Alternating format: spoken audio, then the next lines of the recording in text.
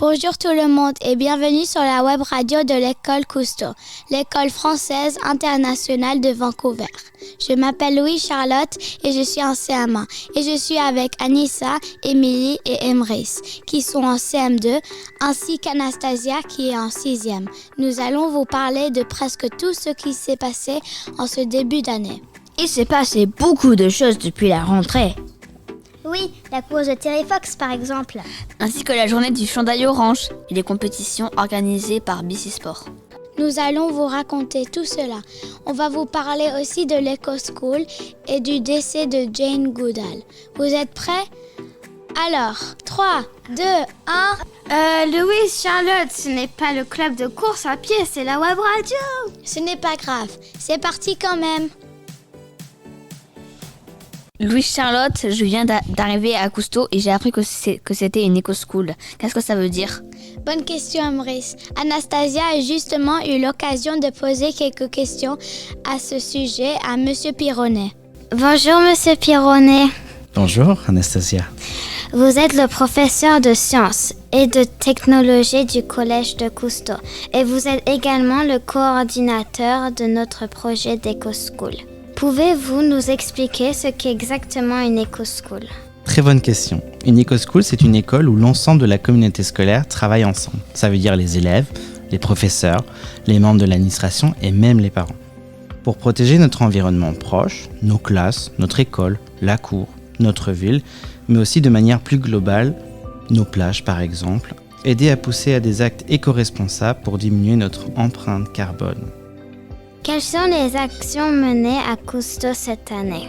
Alors cette année, on a décidé de faire plusieurs actions. Donc c'est les éco-délégués qui ont choisi la liste des 45 actions qu'on va essayer d'effectuer cette année. Donc dans ces actions-là, nous avons le nettoyage des plages. La semaine dernière, on a déjà fait un nettoyage de plage où on avait 65 personnes. On a ramassé plus de 12 kg de déchets. On a la grande gorgée, la journée de la terre, planter un arbre, s'occuper d'un potager, faire un élevage de saumon et encore bien d'autres actions. Que peut-on faire pour améliorer ces actions?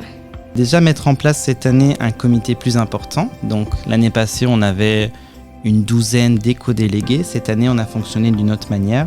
On a décidé de prendre la plupart des personnes motivées pour créer la Green Team. Cette année, nous avons 25 élèves qui se sont engagés dans nos éco-actions. Donc, ce sont nos 25 éco-délégués. On a aussi plusieurs professeurs et membres de l'administration qui participent et nous aident à réaliser toutes ces éco-actions. Donc, pour améliorer tout ça, la Green Team a créé la liste des 45 actions qu'elle a décidé de faire cette année. Et à la prochaine réunion, on va réaliser un calendrier de toutes ces éco-actions qu'on pourra partager à l'ensemble de la communauté. Comme ça, tout le monde sera prêt. Quelles sont les ressources éco-school que l'on peut trouver à l'école? Alors, les ressources éco-school que tu peux retrouver à l'école, c'est par exemple des revues, des livres que tu vas retrouver à la bibliothèque sur le jardinage, sur les arbres, sur les animaux, sur la planète, sur la mer. Également, on a une grénothèque qui a été créée par le club Eco-School de l'année dernière.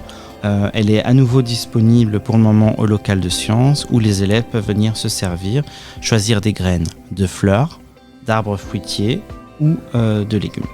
Est-ce qu'il y a d'autres éco-schools au Canada? Alors en effet, on n'est pas les seuls au Canada. Je pense qu'on est une des premières écoles. Mais j'ai fait des petites recherches et j'ai découvert qu'on était 1966 écoles au Canada à participer au programme Eco-School, donc Éco-École, Eco-School, qui représente plus d'1 million d'élèves engagés, ce qui est énorme et ce qui est génial pour notre planète. Ensuite, j'ai fait d'autres recherches parce que Eco-School ne se fait pas qu'au Canada, mais se fait dans le monde entier. On est 101 pays à participer à ce programme qui a été développé par l'UNESCO. Waouh, c'est beaucoup! Eh bien, merci d'avoir répondu à toutes nos questions. Avec plaisir, Anastasia. Voilà qui est plus clair, merci. Dis Emrys, je crois que tu aimerais nous parler de la journée du 30 septembre. Oui, Louis-Charlotte, savez-vous pourquoi depuis le 2013, tout le monde porte un t-shirt orange au Canada le 30 septembre? Pour le comprendre, je vais vous raconter l'histoire de Phyllis Webster. Phyllis vivait avec sa grand-mère en Colombie-Britannique à côté de Dog Creek. Comme tous les enfants des Premières Nations, dès l'âge de 6 ans, elle quitta sa famille pour aller dans un pensionnat. Pour son arrivée en ville, sa grand-mère lui avait acheté un t-shirt orange, mais arrivée au pensionnat, on lui a pris. Elle a supplié les religieuses qui s'occupaient d'elle de lui laisser, mais elle n'a plus jamais revu son beau chandail orange. On envoyait ses enfants dans les pensionnats pour leur faire oublier leur langue et leur culture. Plus tard, on s'est rendu compte que les enfants y étaient souvent maltraités. On ne leur donnait pas beaucoup de nourriture, par exemple, certains ont même disparu. Lors de la journée de la vérité et de la réconciliation, le 30 septembre, nous portons donc un chandail orange pour rendre hommage aux survivants des pensionnats autochtones. Merci Emery de nous avoir parlé de la journée du chandail orange. Début octobre, nous avons appris une triste nouvelle. Anissa, peux-tu nous en parler ? Oui, Louis-Charlotte. Nous avons appris le décès de Jane Goodall le 1er octobre. Elle avait 91 ans. Laissez-moi vous raconter un peu sa vie. Jane Goodall est née le 3 avril 1934 en Angleterre. Quand elle était petite, Jane rêvait de vivre dans la forêt avec les chimpanzés et les animaux sauvages comme dans son histoire préférée, Tarzan et Jane. Quand elle avait 26 ans, elle est allée au Kenya. À son arrivée, elle a rencontré un scientifique qui s'appelait Louis Leakey. Il cherchait quelqu'un qui pourrait observer les chimpanzés pour apprendre des choses sur eux. Jane a découvert que les chimpanzés n'étaient pas aussi différents des humains qu'on pensait. Après 40 ans de recherche, elle s'est aperçue que les forêts commençaient à disparaître. Elle savait qu'elle devait faire quelque chose pour sauver les animaux. Alors, elle prit part à de nombreux projets pour défendre le monde sauvage. Jane n'était plus une chercheuse dans la jungle, elle est devenue la protectrice de la nature la plus déterminée qu'on ait jamais connue. Merci de nous avoir raconté la vie de Jane Goodall. Anissa, quelle femme incroyable! Il est temps à présent de vous parler un peu de sport et d'une autre personne célèbre, Terry Fox. Louis-Charlotte, tu peux nous rappeler ce qu'il fait ? Bien sûr, Terry Fox était un athlète canadien. Il a eu un cancer des os très jeune et on a dû lui amputer la jambe droite. Malgré cette amputation, il a traversé le Canada en courant. Il a couru 5373 km pour récolter des fonds pour la recherche contre le cancer et pour faire connaître la maladie à tout le monde. Il est décédé le 28 juin 1981 à l'âge de 23 ans. Chaque année, le 15 septembre, une course est organisée en sa mémoire et pour continuer à lever des fonds pour la recherche.